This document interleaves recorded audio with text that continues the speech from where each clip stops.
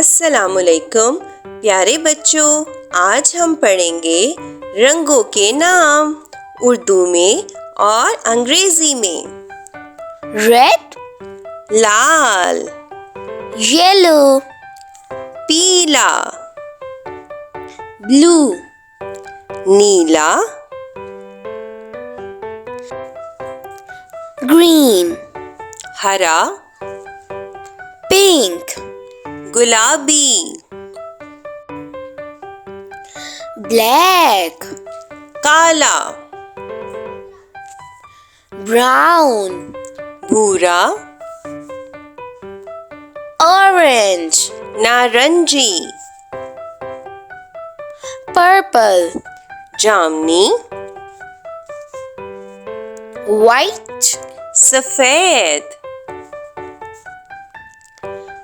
Grey, सुरमई, golden, सुनहरा।